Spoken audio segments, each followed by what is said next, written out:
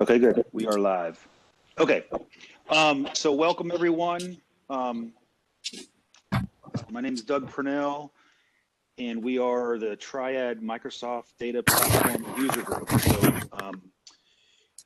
George Maxim is also on the call with us. He's the other co-leader of the group. I help with sort of the BI tracks, and George does all the DBA tracks. So that is our group. We are a part of the Azure data community. If you're not familiar with this, we used to be underneath the PASS organization, and Microsoft stepped up and offered us the user groups underneath their umbrella, which helps us with the cost of meetup and gives us some additional tools. So if you're a local user group or are interested in starting one, you can get more information here on the screen. And all this information that we have, we're recording this, and we will put the slide deck on our site as well. So underneath our meetup site. Let's see. One thing that's happened recently in the last couple of weeks is Redgate bought all the content of the old PASS organization, and they've set up a YouTube channel for a lot of the content, and they're slowly putting out information and videos. So welcome, Robert. What we're doing is, or what they're doing is right now they're working on getting the Summit 2020 videos out there, but as you can see from the screenshot, they have sort of the best of over the last few years. So a lot of great material out there. A lot of the sessions still work today, even though we're on SQL 19. So keep that in mind as you're looking for stuff. And speaking of Redgate, so there was a PASS Pro membership introduced, I guess maybe about a year ago, 6 to 9 months ago, something like that. Anyways, those are now available for free. So if you head out to Redgate and go to their university area, there's an industry related training courses. And you'll notice in the top, in the center of the grid there, they have the 4 courses that used to be underneath the Pro membership. They're available for free. So there's sessions on Azure, sessions on performance. So check that out if you're interested in those courses, or if you were a Pro membership and want to know where those courses are, that's where you'll find them. Tech Systems, when we are live in person, is our location where we meet. They are a staffing firm, and so they help folks find a job and they help employers find candidates. So I know that at least at Elon University, where George and I work, they've been great in helping us find some talent in our IT department. So it's been very valuable. We also have some other sponsors. I need to that's the old website. I'll have to update that. So O'Reilly, Pluralsight, and Apress have helped us in the past. Pluralsight has some great SQL Server content if you're not familiar with it. Apress also is a lot of SQL Server content out there, and they have different subscriptions that you can do to get books from them. And then O'Reilly has an online learning platform, and that's called Safari, and they have a lot of books online. So Safari Books Online, and a lot of these sites, including O'Reilly and with Pluralsight and Apress, they have some free material, free trials that you can give them a try, see if you like it, and try it out. So, so with that, I will stop sharing. And then if everyone wants to mute, I want to introduce Armando. So Armando is going to comes to us from California, I guess technically Northern California. And he's going to talk about Azure Synapse tonight. So Armando, the floor is yours. Thank you. Let me share the screen here. Yay! Yeah. So Doug, that thing about the Pro subscription we used to have in PASS. I was talking to the guys at Redgate. I think they're not going to have the Pro anymore. Everything that was Pro is going to be free, because I think the content in Pro you have to pay for like a yearly subscription. Exactly. Yep. Yeah, Pro is going to be free. So I think the Pro membership is just gone. It's just, Yes, yeah. yeah, I know very that little because people subscribed. Yeah. I know that because I had some content in Pro that Microsoft asked me about certification, and they contact me, say, hey, can you mind if we put this for free for the community? Say, no, no problem. Get it out there, even better. So they told me that Pro concept went away, which is not bad. All right, so my good evening, everybody. Assuming I'm the only one that's in a different time zone.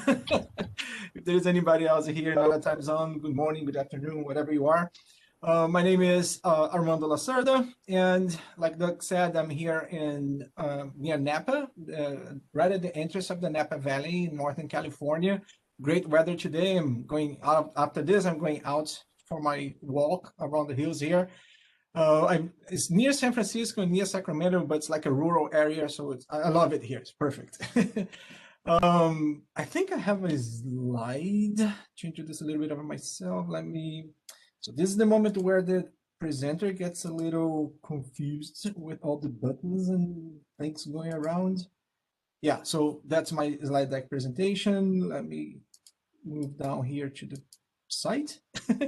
And yeah, I just this session I'm presenting today, I have presented last year, December the 13th, to these people down in this user group down in Greece. It was a conference there, IT Pro Dev conference in there. They want to Synapse content, and they select me. And I'm kind of thanking them because they send a backpack all the way from Greece here with their logo. So kind of cool, nice from them. But it's kind of the same. I did add up some extra content, which I'm gonna get in a bit. And this one was actually the title back then, when a table is not just a table. But I expand that content here for this session, and I forgot to change the title there. So now it's really back to back. You're gonna see more than just the table elements on the dedicated SQL pool. So that's a little bit about me. My name is Armando Lacerda. You can find me on LinkedIn, Facebook. LinkedIn was down for a few hours, couple hours today, but I think it's back up. And if you have not yet connected with me on LinkedIn, I really enjoy. It's where I post most of the things I know about. I got to know about Azure and the data platform in the cloud. So if you want to get connected there, it's great. Facebook is more personal stuff. If you want to see me riding my motorcycle around here, you're going to find some posts in there. And also, I don't tweet much, but if you want to follow me through Twitter, is great. I've been working with SQL Server since version 6.5, so it's over 20 years. And before that was Oracle and IBM mainframe as a being data for almost my entire career. I started as a developer, but then moved into SQL Server. Actually, I started as a developer and moved into the database to deal with data analysis and data warehousing all the way back in the mainframe. Was somewhat transaction in there, but then out of that into Oracle for data warehousing. Back then it was Oracle 7, Oracle 8, so SQL Server 6.0 and 6.5, and it was more like a toy, not really, that robust of a data engine. But then when Microsoft came along with SQL Server 7.0, they were down there in Brazil and they were like, we want to recruit people to get to know our new tool. And I got seduced by the dark side of the force and never went back to Oracle, and been working with SQL Server since then. And for the past 6 years, pretty much everything I've been doing is in the cloud. It's either hybrid or in the cloud. I really don't recall the last time I have done on-premise work with SQL, just on-premise work with SQL Server. It's always like, hybrid environments or full in the cloud. Actually, just started a new project today, and it's going to be full in the cloud, kind of a migration from Mongo into data pipelines that will involve Synapse and some Power BI. All right, yeah, I collect certifications. I'm really into certifications. Let me see if this thing here works. It's been a while since I used this guy, but since I'm sharing my screen, this should work. Actually, no, it doesn't want to work. Yeah, kind of a laser point. It's an interesting fact. Anyways, So if I have, like I mentioned, I do have a video on the Redgate, the new pass home, right? The former pass. Now with the Redgate community, there is a video there that we recorded, what, November last year, about how to get certified in SQL Server, especially for Azure platform. So if you want to take a look in there, you're going to see me them again. If you want to connect and ask questions, whatever. I have over 100 certifications from Microsoft and other vendors. My last one is in Postgres, because Microsoft also hosts Postgres in the cloud now as a Microsoft product, because Postgres is an open source solution. So there we go. I'm in Postgres. All right, so let's get into our session, right? Specifically about Azure Synapse. So what is Synapse?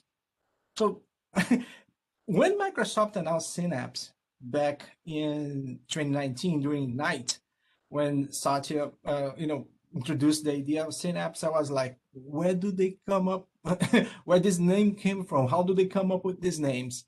And it's going to make sense as we move along. So I'm going to hold for the meaning of the name in a bit. But that's kind of the tagline they use. You're seeing there on your screen.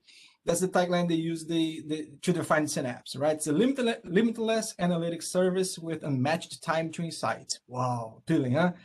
That delivers insight from all your data across data warehouses and big data. And that's an interesting thing. We're going to see that today, right? Across data warehouses and big data. So a distinction between the two, which is super cool in the Synapse design. Big data analytic systems with blazing speed. Well, speed is always related to money, to budget. So it always depends how much money you can put in there, right? It's like cars. You can have a Beetle, you can have a Ferrari. So speed depends on your budget. But you got the idea, right? Before Synapse, what was there from Microsoft was the Azure SQL Data Warehouse. And that's the icon, the logo for Azure Data Warehouse. If you're nowadays, everybody's familiar with the cloud, right? So when you see cloud designs, our solution design, solution architecture, you always see this service icon. So we have to get used to the icons and identify them. So that was the icon for Azure SQL Data Warehouse. And that was the very first name, right? So Azure Synapse is not a new product. It's been a while, it's been around for a while, 4 or 5 years. And it just got upgraded to this thing we are calling Synapse. So the original message was like, you used to have Azure SQL Data Warehouse, now you have Synapse. So when they announced that, they said, well, it doesn't seem right. It's not just a name change. So that it didn't fly with me. I had to dive into and get to learn a little bit more. And during Ignite, everything around Synapse was, if it was not in private preview, was not in preview at all. A lot of things were just not ready yet. So back in 2019, it was pretty much a name change. And in a way that was beneficial because a lot of people, as a consultant, and I forgot to mention that, right? I work as a consultant for Wintellect, which is a company down there in Atlanta, Georgia. And, we implement solutions, right? We help customers to implement their solutions. So a lot of people come to me and they're like, I had this data warehouse and I was trying to move it to the cloud, and I noticed this Azure SQL Data Warehouse product, and we just move our database there, but things are so slow and this thing is so expensive. How can something so expensive be so slow? And the name was misleading because every time people talking about let's do a data warehouse project and deploy data warehouse database, they went into Azure SQL Data Warehouse because the name matched. And there are a lot of more technical specifications that need to match. Like one of them is if your database is not at least 10 terabytes in size, it's not worth to get in Synapse nowadays, right? Back then in Azure SQL Data Warehouse. So it's for larger data storages, right? For data volumes, not for small data volumes, even though the client considers it a data warehouse. In any case, my friend here by my side here in the camera, he didn't like it's just a move, it's just a name change. It's actually way more than that. So what is it really about? When you look into the data pipeline and data transformation in the cloud, doing BI there in Azure, specifically in Azure, right? Everything here is about Azure, even though Databricks exists in AWS, and I think was just announced for Google Cloud as well. But everything here is focused on Azure. So when you're talking about data transformation and analytics in a cloud, these are usually the players you see out there, right? You don't see much other players there. You have your data sources, more likely you're going to have IoT going on. So IoT Central or IoT Hub or Event Hub, some sort of a streaming of data collection coming down from whatever sources, whatever sensors are coming in. And somehow this data is landing in this data repository that we call the data lake. So you're probably familiar with this, right? Data lake, it's like usually implemented on blob storage version 2, which is the data lake version 2. You have the option for the file system there, which is the data lake version 2. And I'm going to go into the portal in a bit to show that to you guys. And that's pretty much a file system, right? It's not the regular NTFS we see on premise, but we have the folders and we have permissions in there, POSIX permissions, so it's the data lake. So for all for simplicity at this moment, we're going to call it just the data lake and the file system to see as a file system. So these guys are somehow collecting the data and create folders in here and files within these folders with the data they collect. There are also services that go around and they can work as a bridge to collect data from non-streaming sources. Again, this one here would be the streaming sources, and this is the non-streaming sources. So there will be some batch processing going on that goes into this data storage and collect the data from there from time to time. And again, would also store that data into the data lake. Of course, they could get that data straight into a relational database, relational BI storage like Synapse in this case. But let's, just for the sake of this case here, let's say they're all storing the data into the data lake, right? And from there, since the raw representation of the data lands in the data lake, you get your data engines working with the data lake. So back in the day, used to be Azure SQL Data Warehouse. Azure SQL Data Warehouse could go into the data lake and collect the data from there and do transformations in here. And Databricks, same thing. One important thing to keep in mind when looking to Databricks is understanding that Databricks is just the compute side. It doesn't have any internal storage, while Azure SQL Data Warehouse, the previous one, has its own data storage, which we're going to take a look into more details as we move along. So that was pretty much the traditional data pipeline in the cloud, right? Once the data has been collected and transformed, it could be transformed in the data factory through Databricks notebooks, right? Databricks transformation notebooks with transformations, or even in Synapse itself. It would go from there into your presentation layer through specific apps or web portals or through Power BI. So that's the landscape without Synapse per se. Synapse is written there on the slide deck, but it's kind of a traditional Azure SQL Data Warehouse. If we really focus on this, we're going to see that if we abstract the sources, what the data is really processed around these boundaries here that I just drew on the slide, right?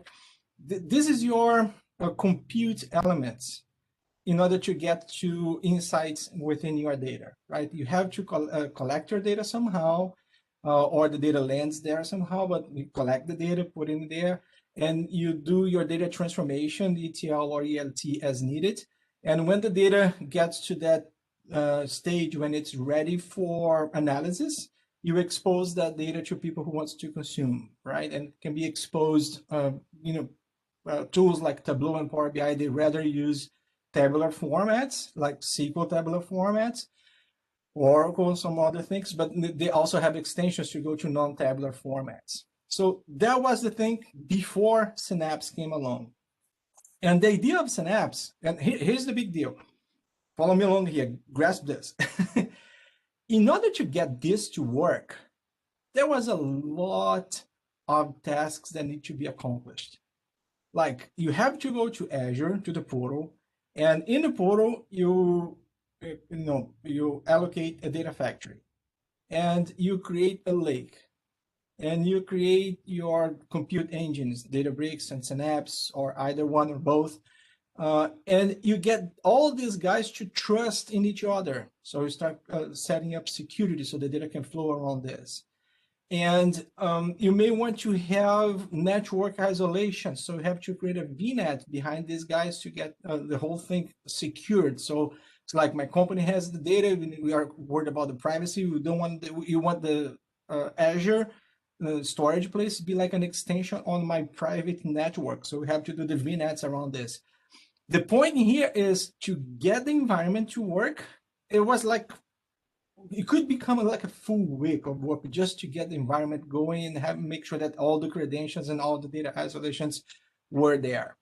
So remember from the definition, from the Synapse definition, one of the goals of the Synapse definition, right, the Synapse product, is to make it easier to get to presentation, right, to get to be able to analyze your data. And having this whole infrastructure here set up was one of the biggest impediments to get this this thing flowing fast. So then what Microsoft really did is they did not transform or renamed SQL Data Warehouse, Azure SQL Data Warehouse, into Synapse. What they actually have done is they understood, Microsoft came to the conclusion that these are the main three services that people use to get data pipelines implemented in a cloud. And on top of that, Microsoft added a bonus, a product that was not there before. Actually, the bonus is this one here, this serverless SQL pools. So what Microsoft has done is, I'm going to scroll back a couple of slides here. When they look into the data factory and Databricks, there was a gotcha there. You know, Databricks is not a Microsoft product, but Databricks it's cloud first data processing solution from a third-party company, right? It's not Microsoft. They're actually based here in San Francisco. And you cannot have their product installed on-premise. It's only for the cloud, which is kind of interesting concept considering when they came up with this. And you can find Databricks on AWS. Like I said, Google Cloud, GCP just came along, I think, this week, and Azure. So when Microsoft looked into this, they said, like, this Databricks thing is great. It's based on an open source project, but they have their own specific tweak to it, which makes it an awesome product. And Azure Data Factory is actually backed by Databricks as well. So both Databricks and Azure Data Factory, they are Databricks itself is not Microsoft product, and Azure Data Factory, its internals, is controlled by something that's not from Microsoft. So when Microsoft came up with Synapse, they're like, we need these two players. We need a data processing computing capability based on lakes, on big data, and transformations. They go into the Apache Spark standards. But Microsoft decided to create their own fork of those projects. So they renamed these two guys, and they call them, instead of ADF, which is a Microsoft service backed by Databricks, but they renamed the thing and called it pipelines. And they had, kind of a competitor. They work exactly in the same land space in data processing, called the Apache Spark Pool. So these two guys, plus that bonus I mentioned, the Serverless Sql Pool, which is an interesting concept. It was not there before, now it is, and we're going to see this thing working a bit. So these four processing elements, these four compute elements, and the data lake, right? Of course, the data lake is there. So these four compute elements, these four guys together, these four pieces together, they are what is called the Synapse Analytics. So when you go into Azure and you spin up Synapse, you're actually creating these four guys already integrated. So there will be part of separated VNet for them. There will be already application security among them. There will be already trust in each other. They'll be able to read and write to each other. Your time for data processing just got shorter a week depending on the environment, because all of this comes together as one. So that original design that I mentioned before, right? These four things, it got changed to this, right? It comes like this. So you have the pipeline that goes into the data lake that can, will read data from data lake, like from Cosmos or SQL, whatever we want to read it from. So you get the pipeline, you get the lake. Instead of Databricks, you have this Apache Spark Pool developed by Microsoft. And look, they kept the icon for the former Azure Data Warehouse. And they call this guy here the dedicated SQL Pool. And again, there is this new element here, the Serverless Sql Pool. So these four processing elements plus the lake is what is called Synapse, right? And the name Synapse, like I said, when I first heard about it down in 2019 during Ignite in Orlando, I did a little Google, like you probably have done already, and Synapse is actually, the connection between one neural cell and the next neural cell. So when they transmit information to each other, that's the synapse happening between them. So that was the idea, to make sure that this data is transferred from stage to stage as fast as possible, as easy as possible, right? The transmission of data in between data processing elements. It's kind of clever. I kind of like it. Oh, okay. Someone had minor actually in human body and how the neurons work, and that's nice. So that's a kind of a short definition of Synapse. What is it about? From back to back. But there is more into Synapse than this. This is just the data crunching elements. If you go to Microsoft, start looking for some design references in there, you will find something like this, right? Which goes into a little bit more than I just explained. And I kind of am going to keep it outside of the scope of this presentation. Otherwise, it's going to be like 3 hours. But as you can see here in this slide, there is this thing called the Azure Synapse Studio. So the studio is where you manage the entire environment. And I'm going to demo all of this right after this slide here. So this one is where you manage the entire environment. And you see, it's your experience. It's not the platform, it's your experience. So you have the portal and you have the studio. And there are a lot of services in Azure that work like that. You spin up the service from the portal, but you actually interact with the service from a separate environment. ADF is like that. Databricks is like that. There are a bunch of other services there that work like this. SQL Server is like that, right? You get SSMS instead of the portal.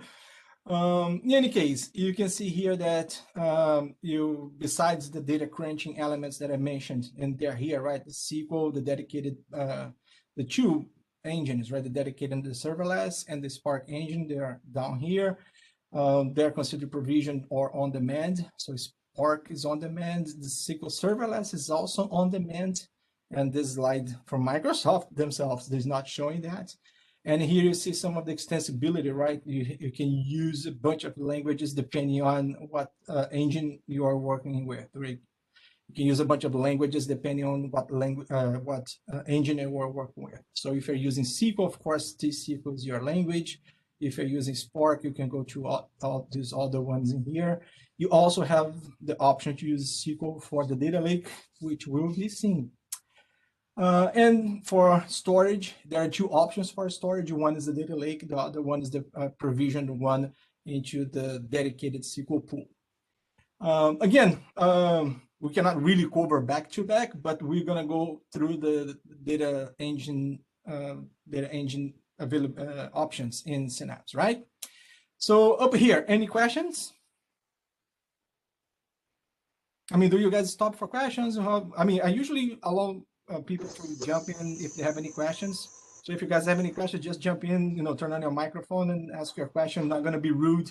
You can go ahead and interrupt me. No big deal. Anything you'd like to ask at this point? So we have different data sources, correct? Whether it's a Synapse or whether it's data lake, several options.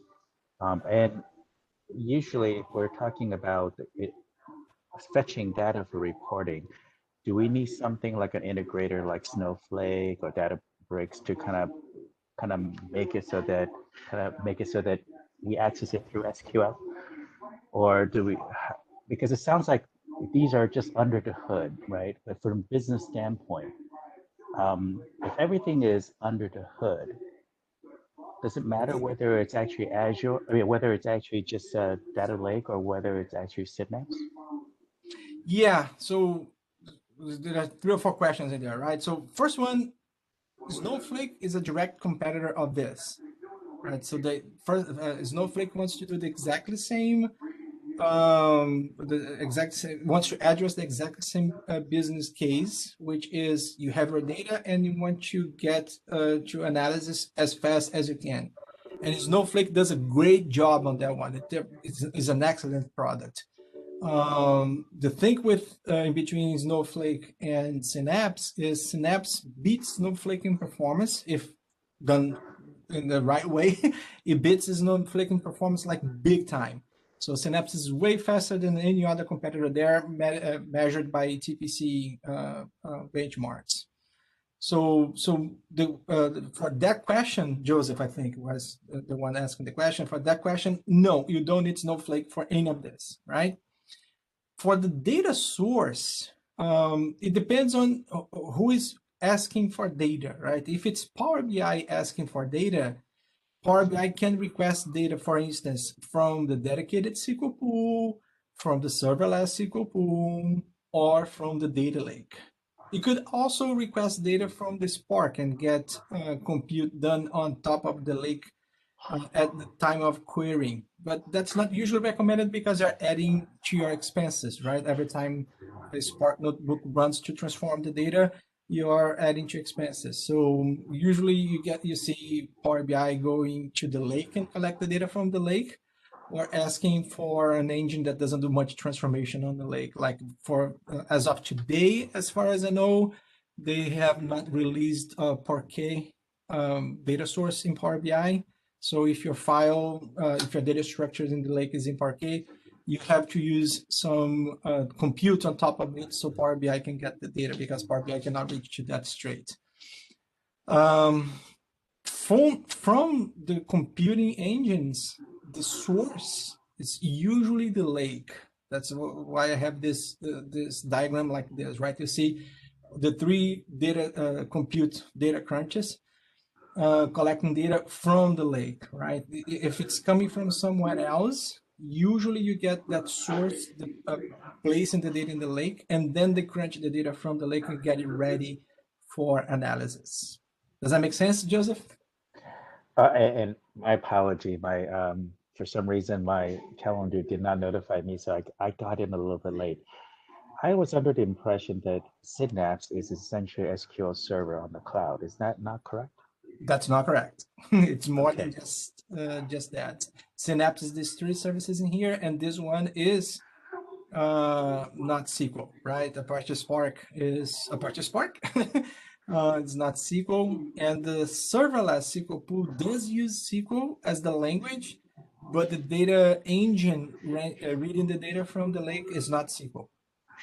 So only this piece here, it's actually SQL engine behind the scenes. Okay, tracking? No, I'm just wondering because when you talk about the SQL pool, does it mean there's a special transformation that needs to take place before it becomes accessible through SQL? Or is it the case that if we just get it through Synapse, you can just use SQL native, NCSQL? And Yeah, then if like this, like here showed, you can use any of this language to collect data from Synapse. So Okay. T-SQL is one of them. You can use if your data is in the lake and you want to use the Spark engine, you can use Python, you can use Java, .NET. All these languages are available to collect data from Synapse. Good. All right. Anybody else? Okay, so let's take a look on that. Where is my stream controller? So I want to have Chrome showing up. So, yeah, there we go. I have Chrome. See, I'm using this software called OBS. It's getting popular, more and more popular. And this it has a panel here that I control what's going on in the stream. So I'm getting used to it. I think I'm getting better. So I created this Azure Portal, probably familiar with this. I created a resource group, right? Well, with the Synapse already instantiated in here. I'm going to go ahead and go through the motions of getting Synapse created, but I'm not going to go all the way through because I already have one here, so you can take a look on that one. So just for you to understand how easy it gets when you go into Synapse, right? If I was going to implement a data pipeline that's going to collect data from SQL on-premise and process that into the lake, and from the lake into data crunching into Spark, and get the return back into the lake, and then from the lake collect into SQL to do some extra data processing in order to be able to collect to Power BI. I would have to go to this particular screen here in the portal like 4 or 5 times, and then go into each particular service, and like I said before, stitch them together. So I would have to go to Data Factory, for instance, and add a Data Factory, and then I would have the data lake as well, and add the data lake, and never data lake gen 1. That's no, right? You're gonna go storage account, and you're going to create a storage account. And when creating the storage account, you make sure you create a data lake gen 2. So there is all these technical gotchas that going on. But if you want to make your life easier, you just say you want to do Synapse. And there are some options here for Synapse, some third-party products that go around Synapse, like Time Extender, Matillion. All of these guys are third-party products that go around Synapse. This is the actual Synapse, right? Azure Synapse Analytics.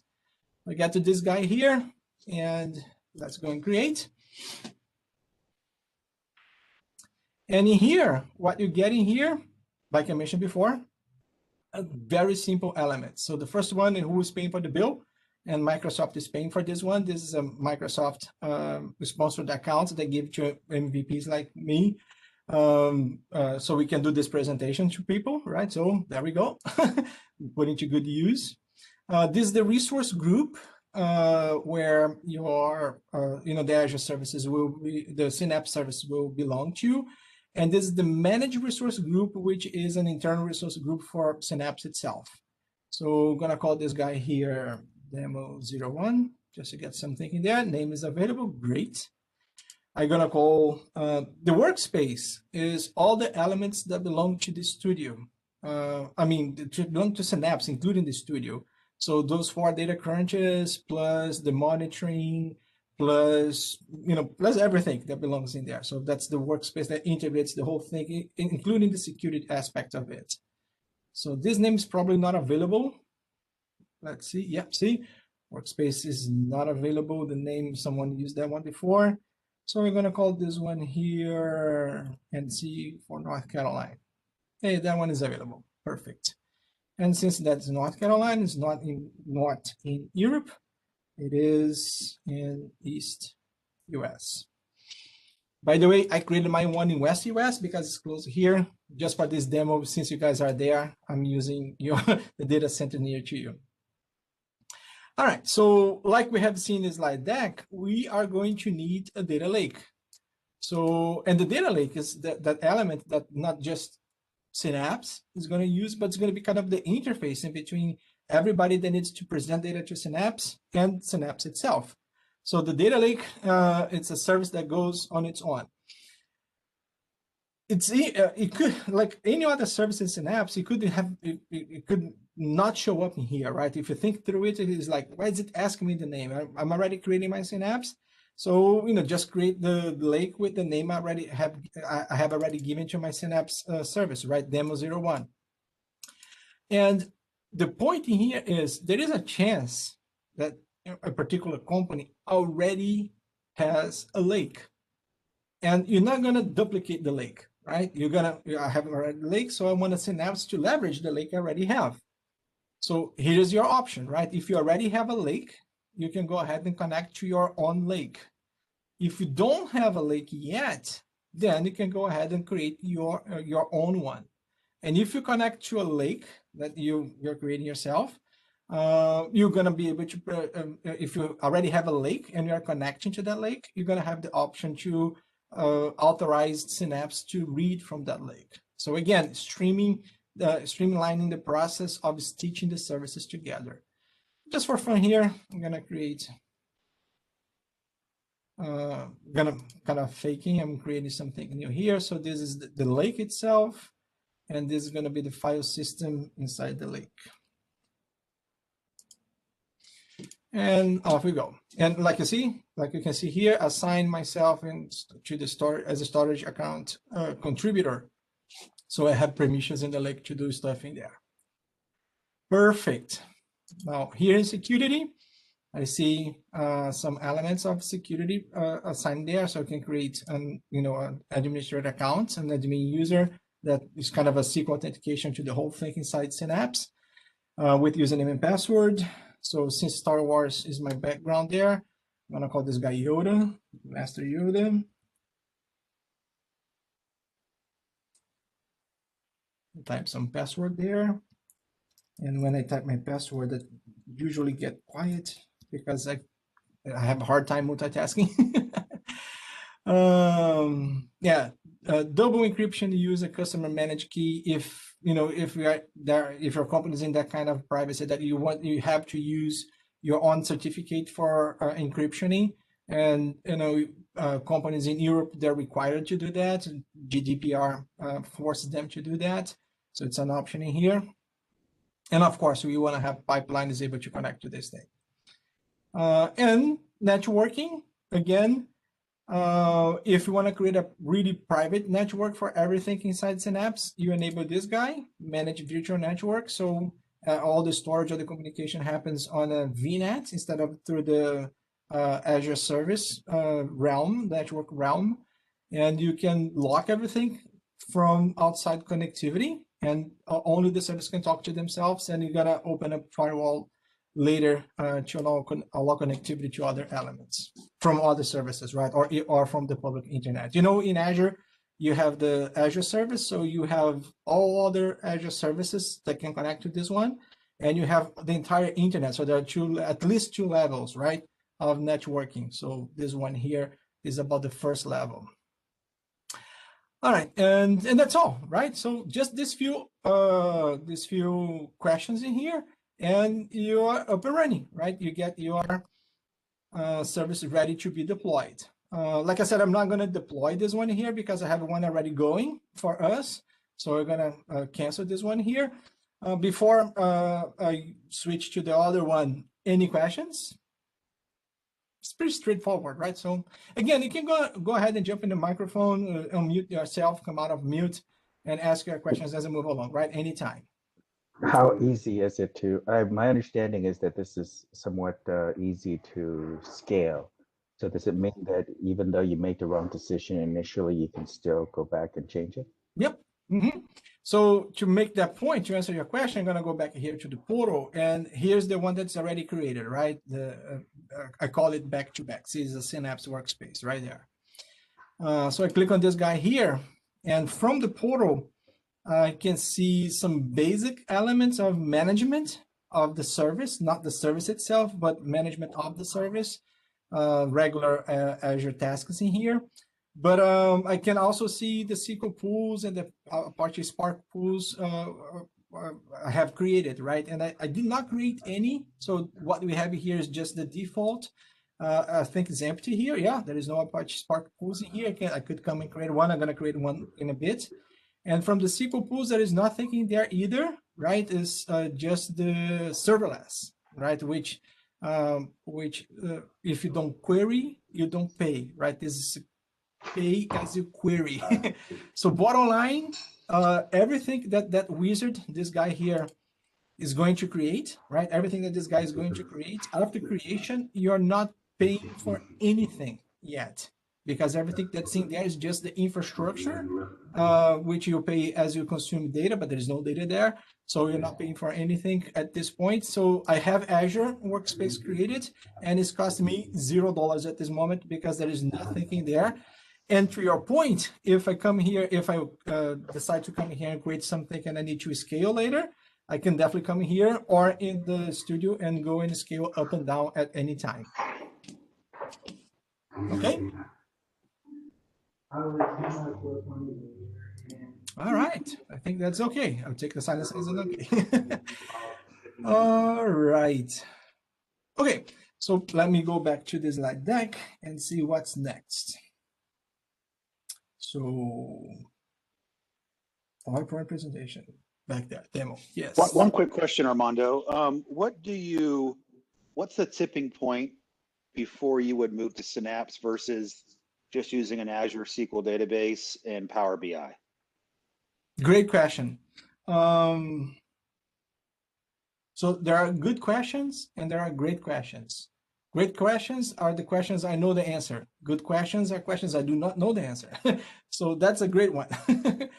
And like anything else in the database world, the answer is it depends, right? Everything in the database world, it depends. Strictly, Synapse will be very slow and very costly if you work with data volumes that are smaller than about, I would say today 20 terabytes, but at least 10 terabytes. When we're talking about dedicated SQL pools, remember there are three data engines in there. We have the serverless SQL, we have the dedicated SQL, and you have the Spark, Apache Spark, right? You have these three guys. So for the dedicated one, which is the data warehousing solution, the other two are more into the big data solution. But for the data warehouse solution, if your database is, again, that small, you want to stay in SQL, right? You're gonna be more cost effective in SQL, and more likely you're gonna have compatible performance. Azure Synapse, I'd rather say Synapse, leverages a platform called MPP, which is the parallel processing of the data. But to get into parallelism, which is one of the topics I have coming up, to get into parallelism, your budget will go really high. And so that's your threshold, right? I think what's Doug who asked that question. That's your threshold, is the data volume and your budget, right? SQL will be way less expensive than Synapse. Synapse in the lower tiers, it's already more expensive than SQL in the most tiers. And to really leverage parallelism, you're gonna get to very big, large, bills and money going on into the service. It's worthwhile if you have that that amount of data, right? The data volume. Good enough? Have I answered your question? Yes, thank you very much. All right. Very When cool. you talk about questions. Are you talking about the data volume? What does that mean? Terabytes. Oh, thank you. Yep. How much terabyte? Never amount of rows, right? No, don't count rows. As a consultant, people always come to me and say, "Oh, I have this database with 1 billion rows." Nice. Okay, 1 billion rows sounds good, right? But what's the volume? And then when you see the volume is like 20 gigabytes, 30 gigabytes, 100 gigabytes, not a good candidate for Synapse. Anybody else? So actually, since I got in a little bit later, when you talk about the SQL, we're really talking about it's really SQL Server for data warehouse, right? It's not Synapse. So we actually misuse it in our organization when we talk about Synapse. All right, let me go back a couple slides here. So when here, look at this. Mm-hmm. There are 3 binaries, collection of binaries, 3 deployments, right, going on inside Synapse. This one here is the open source Apache Spark that's being forked by Microsoft, and there are some specifics of Microsoft inside. So this is not SQL. There is this one here, the Serverless Sql Pool, that does have a SQL front end. So you do select queries against this guy, but under the hood is not the SQL engine doing that. It's another engine, a particular engine that has some interface to SQL, but is a completely distinct engine that deals with the lake. So under the hood, this is not SQL Server, although it does support T-SQL, a subset of T-SQL. And this guy here, the dedicated SQL pool, this one leverages SQL Server engine. So under the hood is SQL Server, but again, it's modified SQL. It's not the regular SQL Server you get, from a SQL box and you install on premises. Modified SQL Server, which I go into more details as we move along. So the SQL engine is there; it's here, and the SQL language is here, but not the engine, and nowhere here. Okay, better? Thank you. All right. All right, so let's take a look on the Spark pool first. So again, why is this? What's this deal about Apache Spark? What's the the whole appeal about it? It's from the big data approach. It's not BI approach per se, right? Because BI usually refers to, among other things, to tabular design. So you have your fact tables, you have your dimension tables. So it's more like a tabular structured elements. And when you go big data, usually what you see in big data is either semi-structured data or non-structured data, right? Depending on what you're doing, like machine learning with image recognition and things like that. So we can go either way. Of course, you can use tabular too, but it has resources for non-tabular, which BI usually doesn't like it, right? Everything has to be tabular, has to be in tables.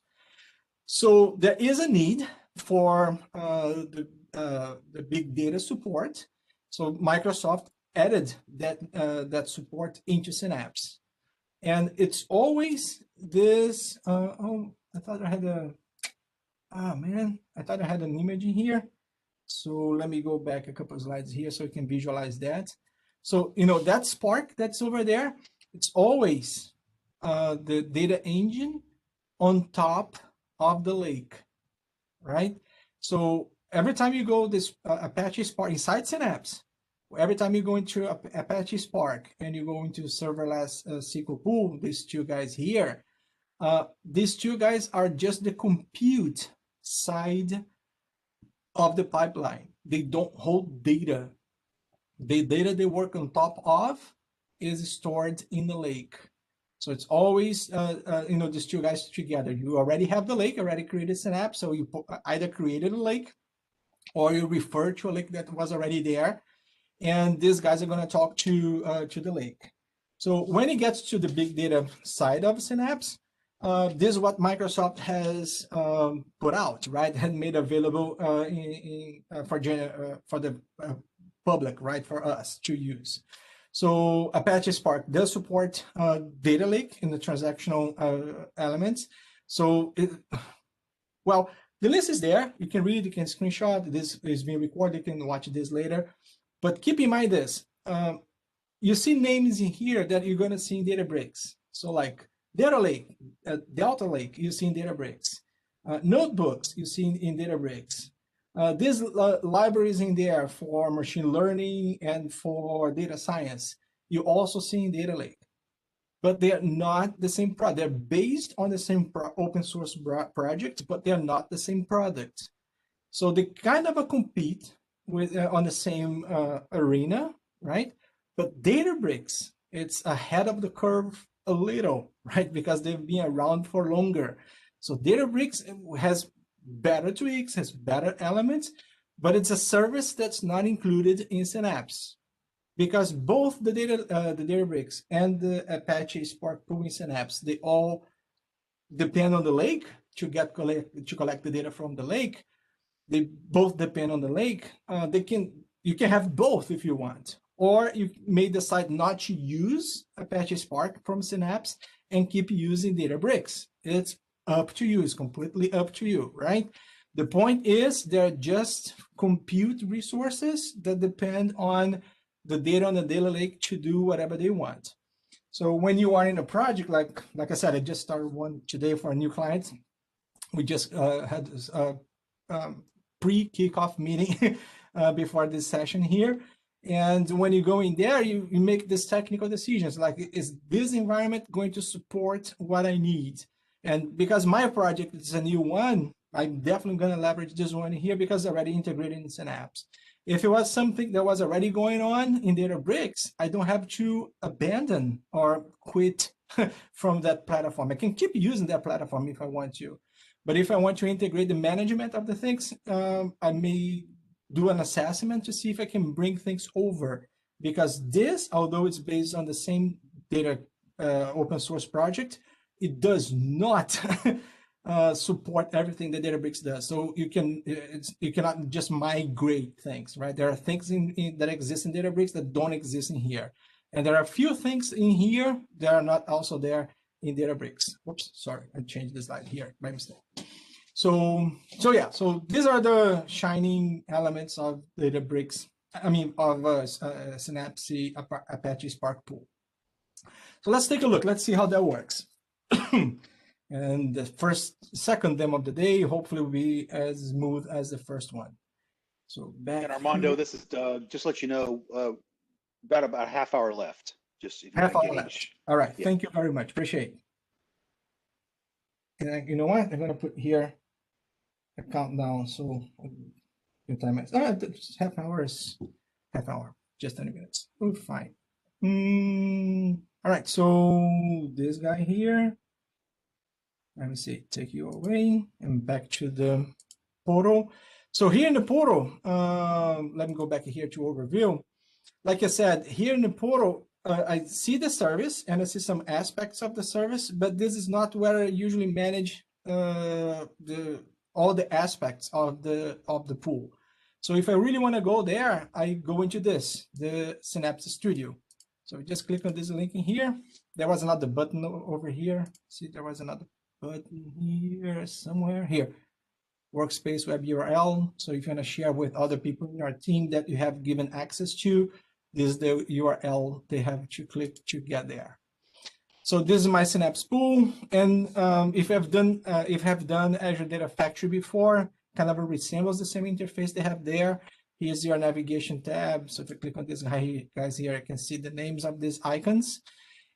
And as you may suppose, here in the data, I can see the elements that I have about my data, right? So I have 0 databases. I have not created any database here yet on my workspace, but I do have some linked services. Of course, the data lake was created right when I instantiated this guy.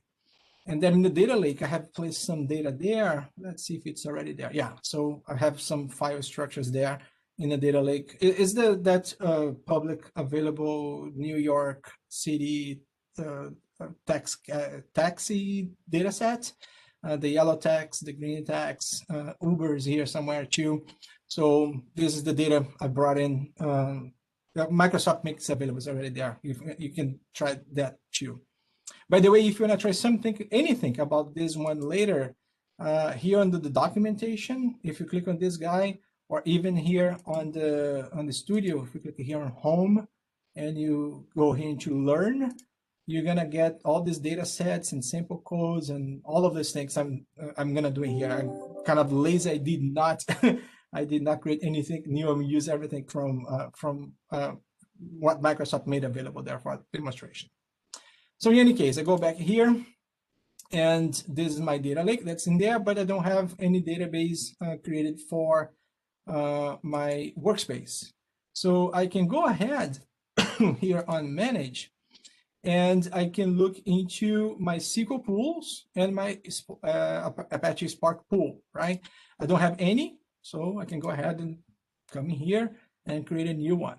So I'm gonna call this one here demo02 for this pool. And if you're familiar with Apache project, you know how it works. You have this cluster with computer nodes, and this cluster is usually measured on VM aspects because they're compute only. So the amount of vCores you want to have in there is small, medium, or large. So let's stick with the small one for this demonstration. And here's the amount of nodes, how many instances of these small nodes I want to have around. So I can get it scaling up and down according to, whatever amount of nodes I want to have in the cluster. And here I have an idea of how much it's going to cost per hour, right? When it runs. When does it run? When you issue a query. Every time you execute a notebook with queries in the notebook is when it starts running, right? And when it runs, it keeps running for at least an hour, and then it shuts down by automatically, right? So you're going to be paid. You're always going to be paying by the hour. So that's that. Some additional settings in here with the infrastructure, like I mentioned, right? There is only Spark 2.4 compatibility levels available, and here's what under the hood. And if you want to upload elements to be deployed to the environment, libraries, whatever you want to do, you have the options over here. Auto pause, I always want to have that, otherwise the cluster will be up all the time, even if nothing is being processed. Actually, let me go back in here and save some of my Azure credits. Let's get this down. That's fine. And review and create. And off he goes. So I think it was Joseph who asked that before, right? If I kind of, this pool here is kind of small, I need to redefine this pool. I can go back in here anytime, click on the pool, and have it reassigned. Okay, this is still going on, still being deployed. All right, so I'm gonna go back to this guy here in a bit. So if I go back here to data, at some point, it will, okay, deployed succeeded. That guy's there. Let's go refresh here just quick.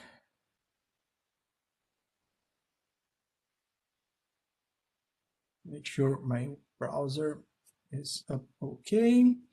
And if I go here into development, see development, if I go here into development, I can go ahead and create my notebook or Apache Spark job definition, either one. This one depends on notebooks, right? They having the notebooks in there. So if I go and create my notebook, I can attach it to my demo too. See, it already found out that I have a Spark pool, Apache Spark pool going on. The language I want to support on that guy over there, and then I can start adding cells to my notebook. Here's my code, and I do have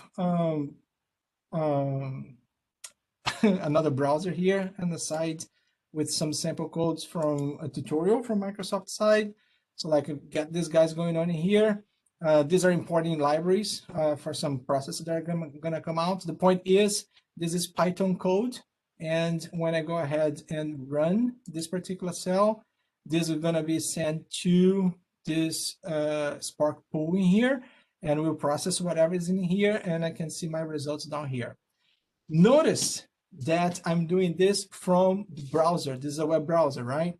So this workspace is fully integrated. And like I said, you can get up to data analysis this fast. We are here like for 30, 40 minutes, right? We can get to data analysis this fast once you have the lake populated, of course. And that's the beauty of Synapse, right? My thing is already running. So the first time you run something on a Spark pool, because it has to spin up the cluster, it may take a minute or two to get in there. But once the cluster is warmed up, then the other cells will run just fine, just fast. So as the cluster is still warming up in there, I can go ahead and get more code going on here. And paste more code in here. So again, this is Python, right? The tutorial there is going through Python. So it's creating some data frames in there, adding some data elements in there, and getting the data frames under that date. So once this is ready, I can go ahead and process the second one and keep going, right? For the sake of time, I'm going to leave this one alone here, jump to the next one, and then you're going to go back in here. All right. Okay, so back to my PowerPoint. So that was the Spark pool. That's how easy it is, right? You create your Spark pool, define your cluster, the node definition, the processing capabilities of your cluster, and you start running your notebooks. The next one that's part of Synapse is the Serverless Sql Pool. And the thing with the Serverless Sql Pool, what's super cool about it, is that, like in the previous example, you saw me doing some Python code. It could be Scala. There is a variant of SQL language in there as well, but it's not T-SQL. And if you are a Microsoft shop, you're coming from SQL Server, and you want to operate in the environment we're familiar with, it would be better if we have T-SQL available for us to query the lake. Now, pay attention, right? This is important here. See, look at this picture here. This is not SQL Server. The data lake is not SQL Server.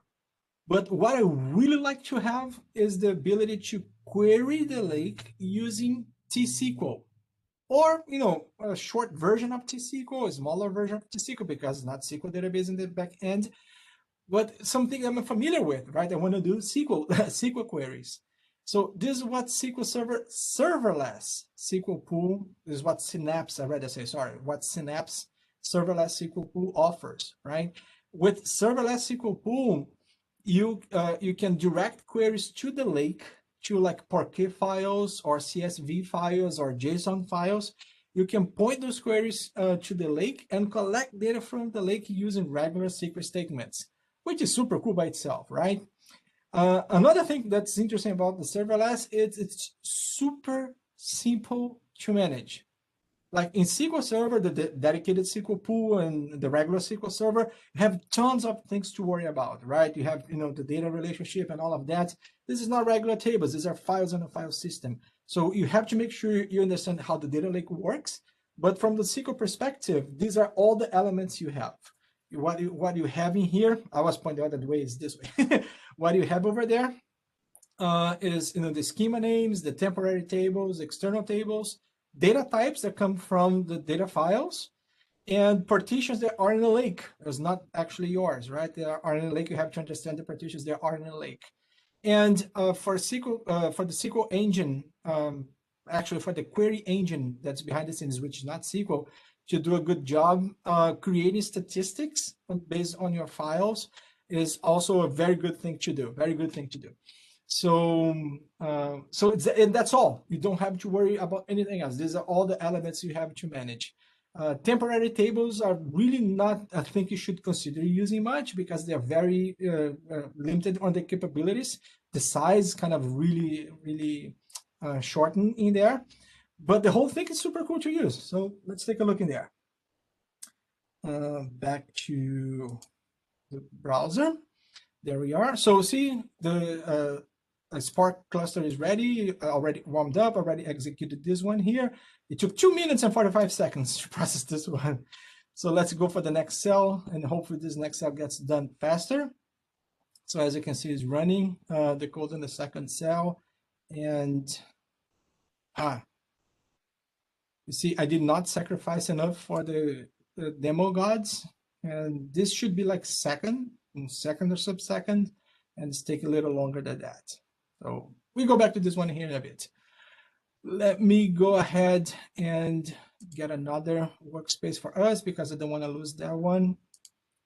Another tab here for the workspace, and let's take a look on the serverless. Can you change the resource while it's running? If you say, oh, it's running. No, if you change the cluster specification, it will shut it down and will start it up. So you're going to have a blink there in your service availability. All right. So yeah, so back here in the data, right? When I'm looking into the data, I do have a Spark going on in there now. It just showed up in my workspace. But I also have a serverless, right? If I go back here to manage, I should be able to see here. Let's see, SQL pools. I have a built-in which is serverless. That's there by default. And again, you don't pay for it. You pay as you query. It charges, I think it's $5 per 10 terabytes processed, something like that. We can check the price later. So you pay by the amount of data volume you query in there. So if I go back here into development and I create a new notebook, like a SQL script notebook. So this guy here, see, is connected to the built-in pool. And in the built-in pool, like I said, Microsoft made that taxi database, taxi data lake, right, available there, the New York City tax data lake. So here's an example of a select statement that's doing things we have seen before, right? Get the year of a particular column and count how many rows are there. And some where clauses going on in here from a data lake.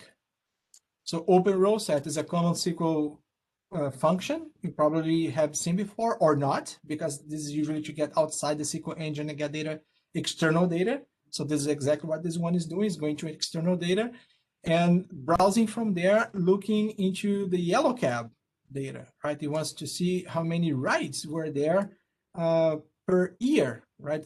So it's doing the aggregation here, group by year. See, it's doing it per year from 2009 to 2019, right? Within this range. So notice that whoever did this query had a look into the lake. So if I go back here into the portal and take a look at the lake there, let's take a look at the lake just quick. Sorry, I think I clicked something wrong in here. There we go, this guy. So this is my lake right here. I'm gonna click on the lake. And if I browse here, the lake on the Storage Explorer, go here into containers, data.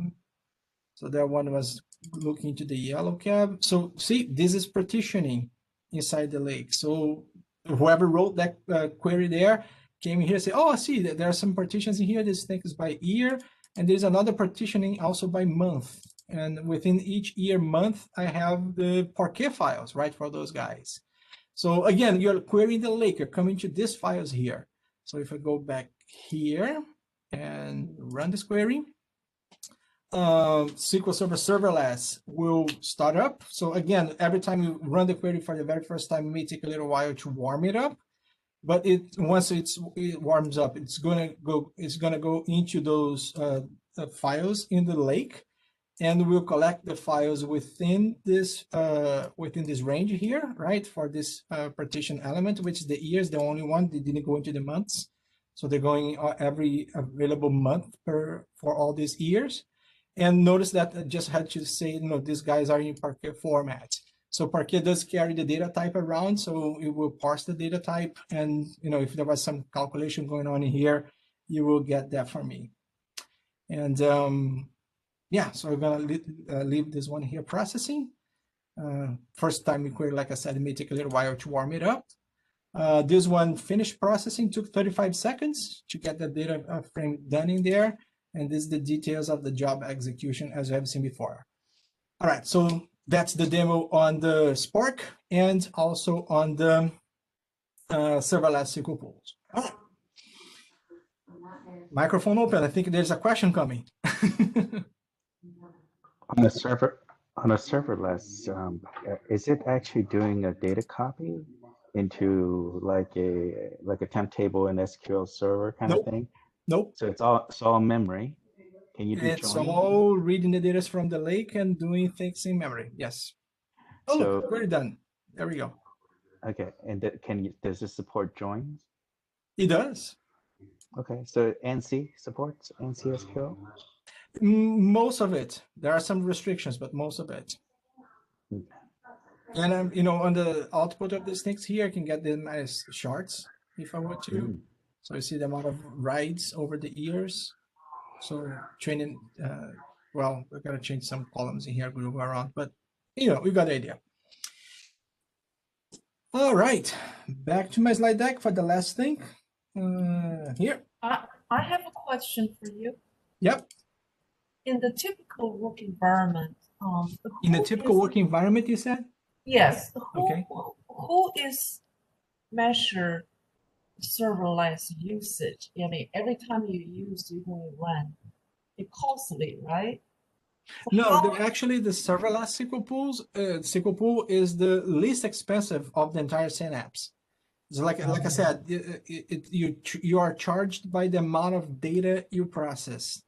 So unlike the Spark that you process by the hour, you are billed by the hour.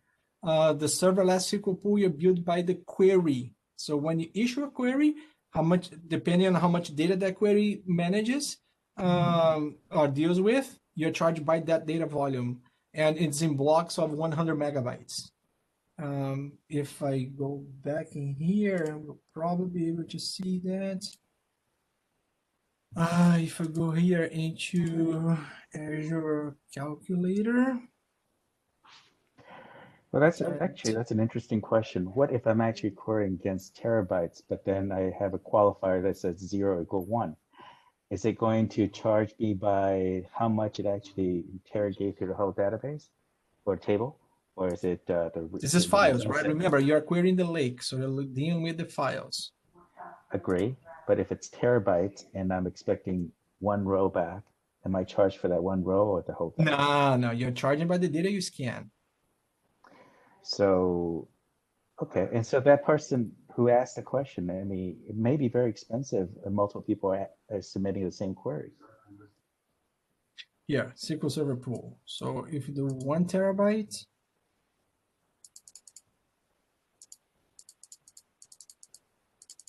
there we go. Now I see data cuts. It's $5 for 10 terabytes. So you got 11, get $5 there. So it's $5 per terabyte on regular price. You can get discount if you commit to keep using this. So it's $5 per terabyte. So like to your question, if I go back to this guy here, this filter is giving me data from 2009 to 2019. If I do this, for instance, from 2010 to 2019, by just looking into the lake, if I go back a couple folders here, from 2010 to 2019, it will not process the data on any other folder, right? Because it's already partitioned by that. So I would be saving money by restricting this, right? So that's how, that's how the data will be charged, by the amount of data within the partition you are querying. So you have to understand partitioning on the data lake. Do they have a way to limit how much data you would be able to use per month or something like that? If a company... You can create policies around, yes. Uh-huh. Great questions. I got your attention. That's all the speakers want to have. All right, so I have 10 minutes to go to the largest one, right? So if you don't mind, I'm just gonna go to this last leg here, which is kind of a long one. So I'm gonna go kind of fast in here. And perhaps sometime later, we can go back to this. All right, so back in here. So the dedicated SQL pool, right? This is the dedicated SQL pool, is the only one that has its own storage. So you see, you do have the lake. Both Spark and the serverless SQL pool, they work on the data based on the lake. But if you really want to leverage the most advanced elements there are in Synapse for tabular BI, SQL pool is your guy. And usually you want to get the data from the lake into the SQL pool and process whatever you want to have inside the SQL pool. And you may store the final results in the pool itself, right? In the distributed nodes in the pool, or you may want to spill it out back to the lake. So when people query, you don't have to pay for this guy, right? Again, you pay this guy by the hour. So usually you get it up to crunch the data. And once the data is ready, you either scale it down or you spill the data out somewhere else where it's going to be cheaper for people to collect the final data transformation, the final data aggregations, right? So that's how it works. Let's take a look with inside these guys here, right? The dedicated SQL pool and the storage elements. So before I move to the next slide, notice that you have compute and storage, right? They are a part of each other. You can keep storage and you can scale compute up and down. So this slide here is, blow up of the compute, right? I'm gonna go back one slide, go back one. So this icon here is gonna blow it up and becomes this. So that compute over there is based on a front end that you don't see any of this, right? It's just under the hood.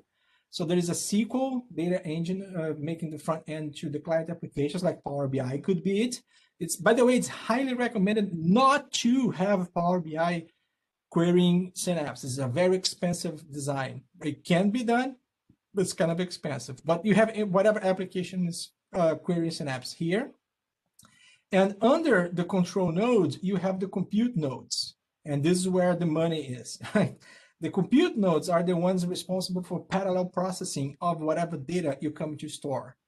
And you have to choose where your data is going to be stored, either in the distribution nodes or in the compute nodes. So in order to make this decision, you have to decide which kind of table you're going to create, which is going to go get there in a second. This slide here talks about the price tiers for the dedicated SQL pool. So notice there are these compute node columns in here, right? Compute nodes column in here. I'm going to go back one slide. So notice that this slide here depicts a dedicated SQL pool with 4 compute nodes. To the next slide, I see 4 compute nodes is a DW2000. So if I want to have 4 SQL database engines, which each one of them has multiple processors and multiple threads running in parallel to the data storage, to the dedicated data storage, I have to go by this one here. If I go like 10,000 DW10,000, that means I have 20 compute nodes, right? Which means I have 20 SQL Server instances in parallel working with the data storage. And that only makes sense if my data storage is that big. If it's not that big, if I don't have that much data volume, why do I want to have 20 SQL instances working with my data, right? So this is a design decisions you have to do when you're crunching your data. Another thing to keep in mind, I'm gonna scroll down here, go back here a couple of slides.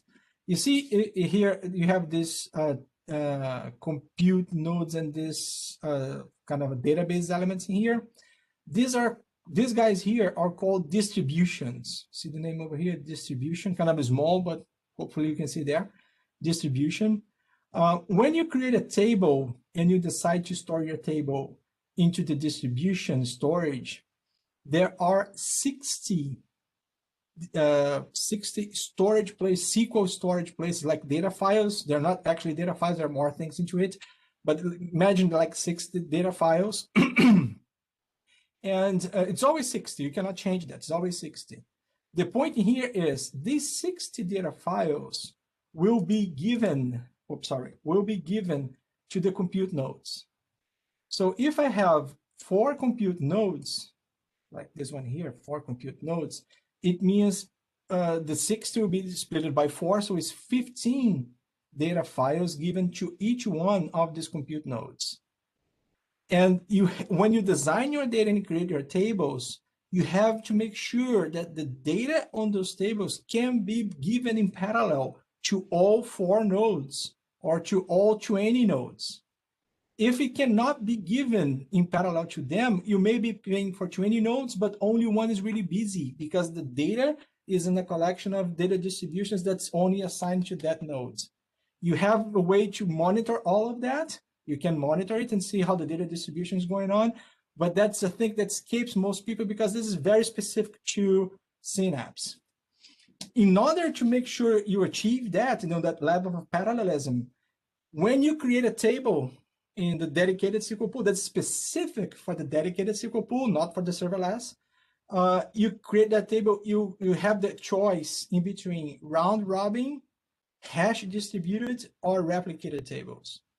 So for color coding, so you can kind of follow along in the next slides, the round robin and the hash distributed will be green, and the replicated will be kind of orange, kind of orange in there. So it will be these 2 colors, right? Back into the compute nodes, what happens? the round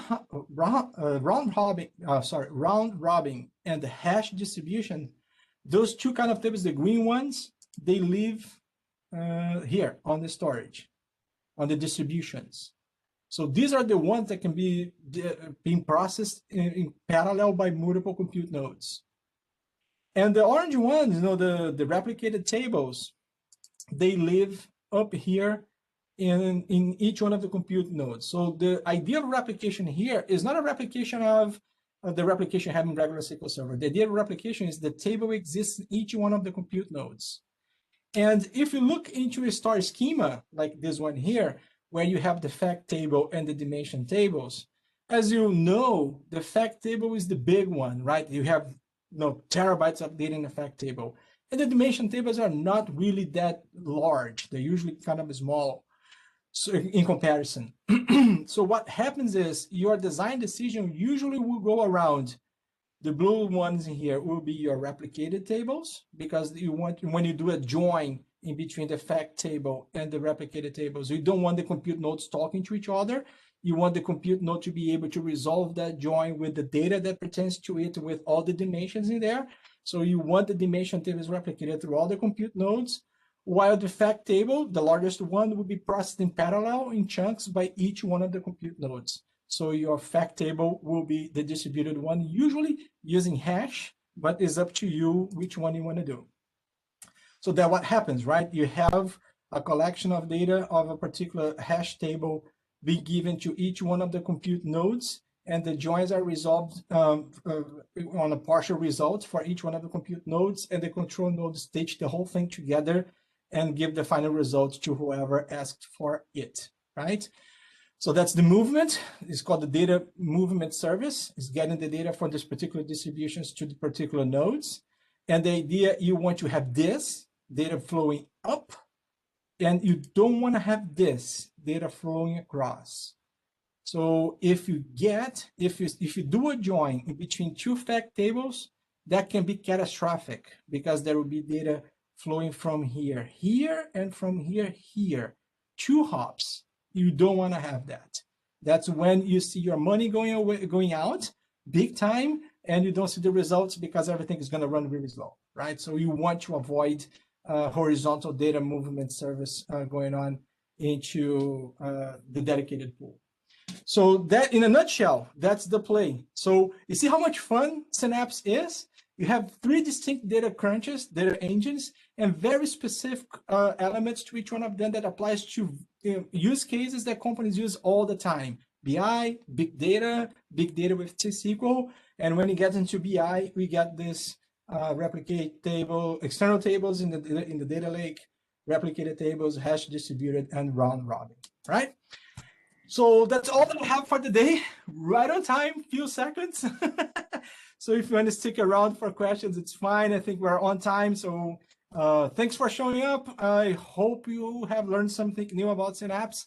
And again, if you have any questions, connect with me on LinkedIn or Stack Overflow. There is a group there for Synapse too. You can put, send questions there, and you're gonna have not just me answering there, but Microsoft is there too, and the whole community is there. Right? Enjoy your day. The rest of your day. Stay safe. Doug, Great. Thank you, having me Armando. around. Yeah, we had some nice comments in the chat. So yeah, How can I nice see the work. chat? Thank you. Appreciate. Yeah. Chat right here. I see. Great. Let's see. Speaking tonight. Yeah. Thank you. For those that are still on, if there's any additional topics, it looks like Gregory would want to know more about Polybase. We can find some speakers. And then Denise wants to know about Azure certifications. So Denise, I know on the Azure certifications, there is a learn.microsoft.com, I think it is. There is a ton of material out there, all free. So head over there if you're interested. Doug, if I may, yeah, go ahead. Redgate, there is I do have a video, 1-hour video there on certification as well, from the past content they acquired. So you can also go there. Yeah. Well, good. Well, we'll definitely look at Polybase as a topic, and well, great. Well, Armando, thank you so much. This was My helpful. pleasure. I didn't realize they had changed to the serverless model. That's all new, and like you said, they combined everything to make it easier because it used to be like what 4 or 5 different products. Now it's streamlined, so that's good. They've changed a lot. Very nice. Okay, well, thank you again. Enjoy that nice weather out there, and we will talk soon. Goodbye. Okay, great. Thank you again. See ya. Appreciate it. My pleasure.